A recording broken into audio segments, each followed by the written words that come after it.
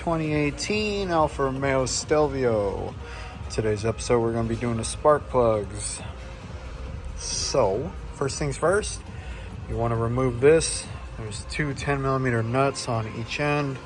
I've already removed these to kind of demonstrate for you guys what it's going to look like once you get those off. There you go. Just go ahead and place it gently on the floor. You're going to pop these covers off on your engine cover, and you're going to remove the two 10mm bolts. And then on the back of the cover there's I guess you could call them like rubber push pins, I guess. If you look, they go down there on each corner. So there's one that pops in here, the other one pops in there. Next thing we're going to do is remove, or I should say loosen these 10mm bolts that secure your coil packs, all four, and remove this connector by sliding this red tab back, squeezing the tab here, and then pulling this back. Once you do that, then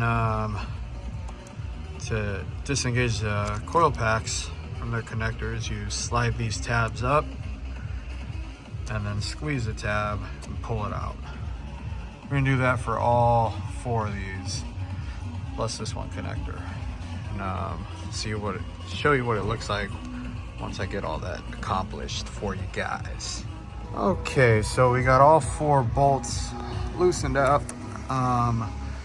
We got this connector removed.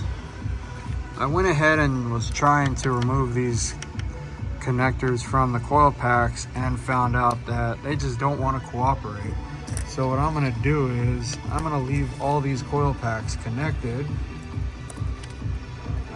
See, like that one's being a pain in the ass. That one's being a pain in the ass. What I'm going to do is I'm going to remove these coil packs without disconnecting them. So just go like that. Place it to the side. Same thing goes for the next one. Just be very careful with the way you do this, because you don't want to damage the connector, the wiring, anything, or the boot. Off to the side. Same thing goes for this guy here. And you don't want to do this on a hot engine either, by the way, because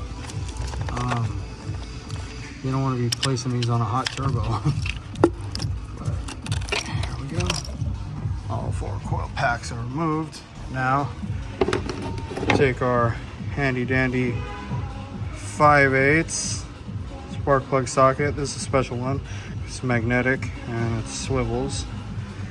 And we stick it down in there and we remove all four. So let me go ahead and do that for you guys, and I'll show you what these spark plugs look like when I take them out. Okay, so we got the four spark plugs out in range order from 1, 2, 3, 4. And these are the new ones. So as you can tell, they are a little bit fouled. So we're gonna go ahead and replace these bad boys with these brand new NGKs. This is factory OEM. So let's put these bad boys in. Important note, when putting these in, you want to make sure you torque them down to 15 foot-pounds. 15 foot-pounds is what you want to torque these down to. If you don't have a torque wrench, then hand tight, just don't go crazy on them.